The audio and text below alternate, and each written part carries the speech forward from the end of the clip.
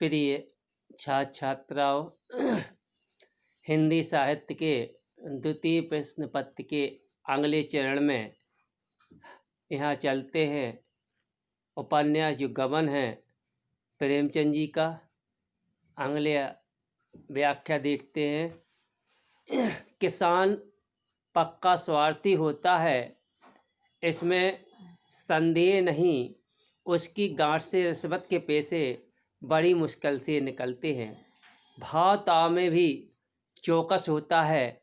ब्याज की एक एक पाई छुड़ाने के लिए वह महाजन की घंटों चिचोरी करता है।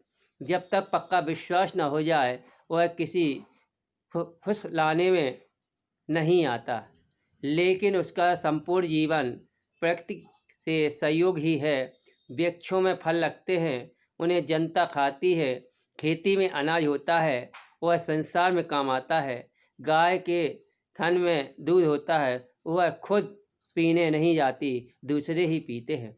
मेघों से वर्षा होती है, उससे पृथ्वी तृप्त होती है। ऐसी संगति में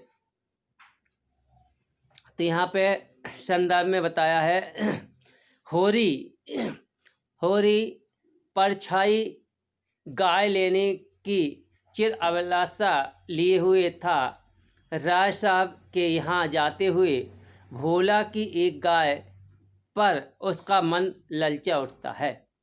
वह भोला का ब्याह करा देने का आश्वासन देता है। भोला शीघ्र गाय की पगड़िया उसके हाथ में दे देता है। साथ ही भूसे की तंगी बताकर 10-20 रुपये भूसे के लिए मांगता है। होरी के पास में 20 रुपये नहीं हैं। वह भोला को भूसा देने का वादा करता है। यहाँ प्रेमचंद जी की इसी पृष्ठभूमि में होरी के माध्यम से किसान की प्रकृति जो है उसका निरूपण करते हुए उन्होंने बताया है।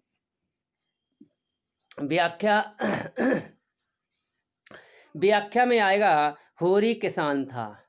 होरी क्या था? किसान था। उसमें एक किसान के सभी गुण दोष थे।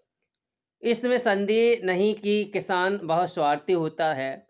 यदि किसी कोई काम कराने के लिए रिश्वत देनी हो तो उसकी गांठ से पैसे बड़ी कठिनता से निकलती है। वह किसी वस्तु का मोल तोल भी बड़ी सावधानी से करता है। वह ब्याज की एक एक पाई छुड़ाने के लिए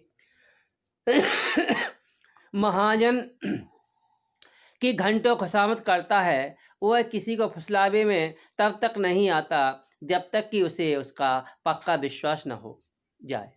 किसान में यह प्रवृत्ति स्वभावगत होती है, परंतु उसका संपूर्ण जीवन स्थायी रूप से प्रकृति के समान परोपकारी और दूसरों के लिए होता है। वृक्ष में जो फल लगते हैं उनको वृक्ष स्वयं नहीं खाते, उनको भी जनता खाती है। किसान के खेतों में जो अनाज उत्पन्न होता है उसे सारा संसार खाता है। गाय में भी अपने थनों का दूध स्वयं नहीं पीती, उसे दूसरे ही लोग पीते हैं। मेघों से जो वर्षा होती है उससे सारी पृथ्वी की प्यास बुझती है। किसान इस परोपकारी प्रकृति की संगति में रहता है, अतः उसे स्वार्थ की भावना नहीं होती। उसके सारे काम दूसरे के लिए होते हैं। वह अपने स्वार्थ के लिए किसी के अनुचित लाभ नहीं उठाता। होरी भी किसान था, अतः वह किसी के जलते घर में हाथ किस प्रकार सेंक सकता है। मुसीबत में पड़े हुए भोला की गाय लेना उसका हृदय स्वीकार नहीं करता। यहाँ विशेष में यहाँ बताते हैं कि किसान की प्रकृति का उपन्यास ने यथार्थ चित्रण प्रस्तुत किया। होरी में एक भारतीय कृषक के समस्त गुण दोष हैं। उसका जीवन प्रकृति की तरह परोपकारी है। चिचोरी करना, किसी के जलते घर में हाथ सेंकना, मुहावरों के प्रयोग से भाषा प्रभावमयी हो गई और उसमें सौंदर्य आ गया। कृषक के प्रकृति प्रेम जीवन को विचित्र करने में लेखक ने प्रकृति से उदाहरण जुटाए हैं। अगला यहाँ बताते विशेषता बतलाई है। लक्षण कह रहे हैं कि बहुत जल्द हमारे बाग की हस्ती मिट जाने वाली है। मैं उस दिन का स्वागत करने को तैयार बैठा हूँ। ईश्वर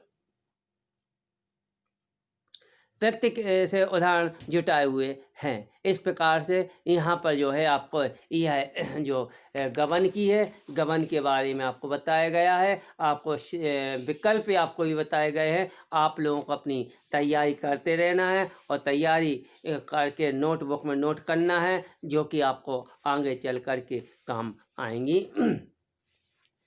अब यहाँ एक क्वेश्चन देखते हैं कि सफल और श्रेष्ठ कहानी, सफल क्वेश्चन है यहाँ पे, सफल और श्रेष्ठ कहानी की कौन सी कसौटी मानी जा सकती है, इस संबंध में अपना मत स्पष्ट कीजिए। अथवा श्रेष्ठ कहानी में कौन कौन से गुण होना चाहिए। जो श्रेष्ठ कहानी है उसमें गुण जो होते हैं, कौन कौन से गुण होना चाहिए, यहाँ पे देखाते हैं कि किसी भी कहानी को अंतिम रूप में सफल और श्रेष्ठ नहीं कहा जा सकता, क्योंकि इस समस्या के समाधान में 3 प्रकार की पंक्तियों के मतों का सामंजस्य होता है: लेखक, पाठक और समालोचक। अनेक ऐसी कहानियां हैं जिन्हें लेखक तो सर्वश्रेष्ठ कहानी मानते हैं, परंतु पाठक और संपादक उनके इस मत से सहमत नहीं। अब हम इसको आगे बताएंगे।